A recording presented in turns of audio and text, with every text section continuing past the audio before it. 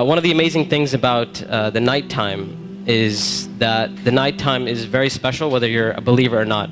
One of the things that psychologists often discuss is that nights are usually considered a spiritual time. So they talk about how usually people are more willing to share, and they're usually more takes that spiritual time and they take that emotional time and they devote it to their Lord. And one of the things that the scholars often talk about is that the night is a testimony of a person's love. So whatever a person loves, you'll see that they'll usually devote their night to that. So if a person's only concern in life is to have fun and party and maximize pleasure, they'll spend their night trying to do that.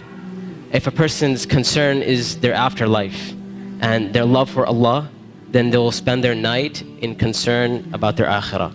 And they'll spend their night devoted to Allah Azza wa Jal. As Allah Azza wa Jal, وَالَّذِينَ آمَنُوا أَشَدُّ حُبًّا لِلَّهِ, that those who believe, they're stronger in their love for Allah Azza wa Jal.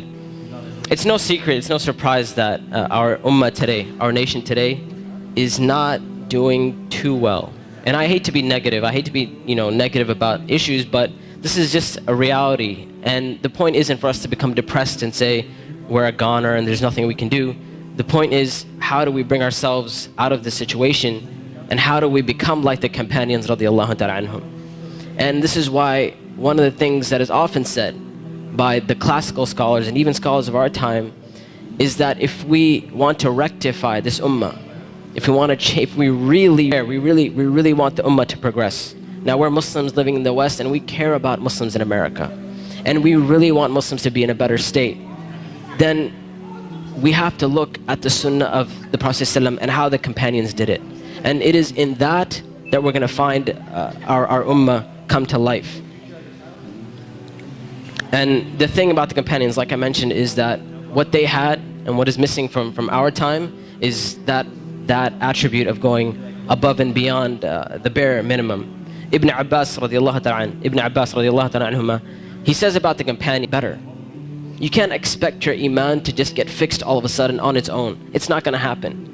You have to take steps for you to become a better Muslim. You have to take steps to reach that level of iman.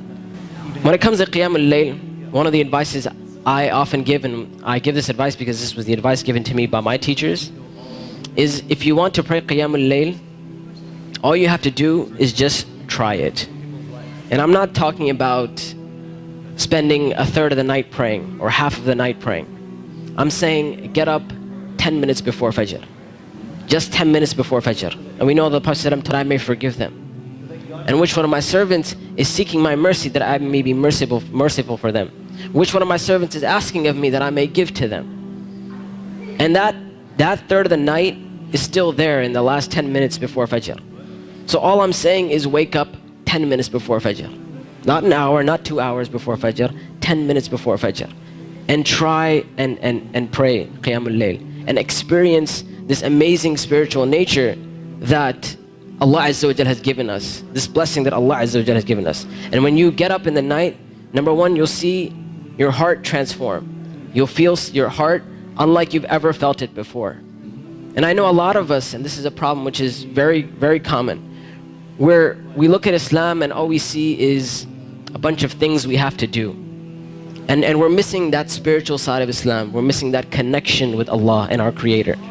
And I tell you that if you're seeking that connection, then get up and pray Qiyam al-Layl. You will see your heart transform. You will see this tranquility and peace that Islam is supposed to be. People talk about Islam means peace and all that kind of stuff. If you really want to experience that, get up in that last third of the night. Get up for 10 minutes and you will see that peace and tranquility descend upon you.